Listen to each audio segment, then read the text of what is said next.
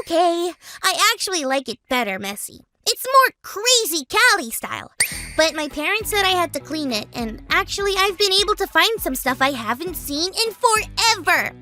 I still can't find my favorite hair barrette, though. No, not your room. Oh, then what is it? Your clothes are on backwards. Oh, yeah.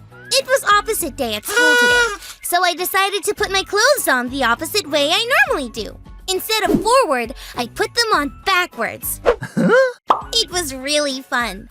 Hey, speaking of fun, let's play a game together that's all about opposites. Ready? Okay. I'm gonna tell you to do something, and you have to actually do the opposite of what I say. So if I told you to raise your hand, the opposite would be to keep your hand down. If I told you to nod your head yes, the opposite would be shaking your head no. Does that make sense? Yeah. Okay, let's play. Everybody stand up. Oh, did you stay seated? If you did, you got it.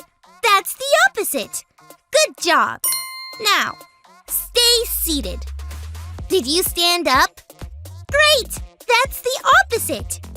Now, close your eyes. Did you keep them open? Yes! That's the opposite. Now, take 2 steps forward.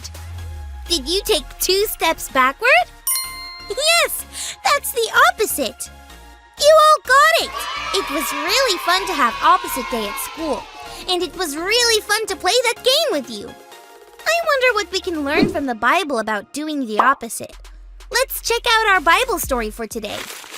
It's time for today's Bible story. It comes from the book of Luke, chapter 5. One day, Jesus was teaching a crowd of people next to a lake. The crowd was getting bigger, and everyone was pushing in so they could hear Jesus. Jesus saw a couple boats next to the lake, and so he got in one and taught the crowd from the boat. Jesus was really smart, and he knew the water would help his voice be louder so that more people could hear him without pushing each other. When he was done teaching, he told one of the fishermen, named Simon, to go into deep water and put down their nets to try and catch fish. Simon told Jesus that they'd been trying to catch fish all night and hadn't caught any, not even one. They were done for the day and cleaning their nets. Going into deep water again and trying to fish again was the opposite of what Simon wanted to do. But because Jesus said so, Simon and the other fishermen went out again and dropped their nets into the water. Their nets started filling up with fish right when they hit the water. Simon was amazed. That was the opposite of what he thought would happen. He kneeled in front of Jesus, and from that day on, Simon followed Jesus everywhere. Simon followed Jesus instead of himself and put his fishing nets back into the water, even though it was the opposite of what he would do. He learned that day that following Jesus is the opposite of following ourselves. Guess what, friends? While we were listening to that awesome Bible story, I found something amazing! I thought I lost it forever and always, but here it is!